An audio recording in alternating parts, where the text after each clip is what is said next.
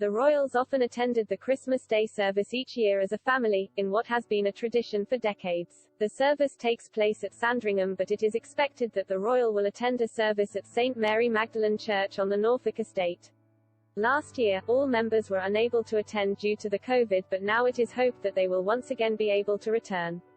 Royal sources told the Mirror that Andrew wants to keep a low profile over the festive period as the Duke privately displayed a lot of uncertainty over Christmas. They added Andrew is apprehensive about attending the event with the rest of the family. A source said the Duke doesn't want to be a distraction, especially as this is the first time the Queen has had her family all together since the start of the pandemic, apart from at Prince Philip's funeral.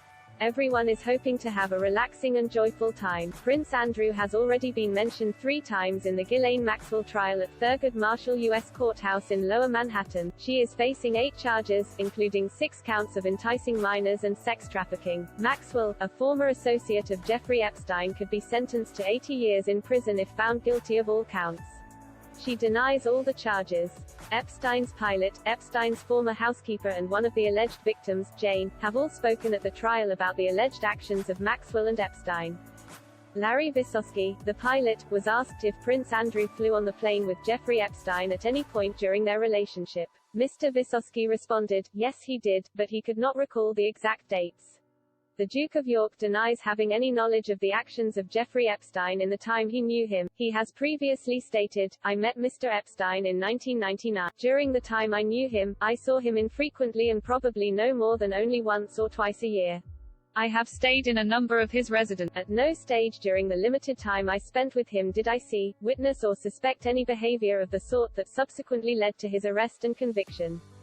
I have said previously that it was a mistake and an error to see him after his release in 2010, and I can only reiterate my regret that I was mistaken to think that what I thought I knew of him was evidently not the real person, given what we now know. I have tremendous sympathy for all those affected by his actions and behavior. The Duke announced he would be leaving his royal duties in November of 2019. He said, it has become clear to me over the last few days that the circumstances relating to my former association with Jeffrey Epstein has become a major disruption to my family's work and the valuable work going on in the many organizations and charities that I am proud to support. Therefore, I have asked Her Majesty if I may step back from public duties for the foreseeable future, and she has given her permission. I continue to unequivocally regret my ill-judged association with Jeffrey Epstein. His suicide has left many unanswered questions, particularly for his victims, and I deeply sympathize with everyone who has been affected and wants some form of closure. I can only hope that, in time, they will be able to rebuild their lives. Of course, I am willing to help any appropriate law enforcement agency with their investigations, if required. Prince Andrew has missed a number of royal events since stepping down from the monarchy. He did not attend the annual Remembrance Sunday service at the Cenotaph, where a number of high-profile royals attend. The 61-year-old instead opted to go horse riding on the day of this event.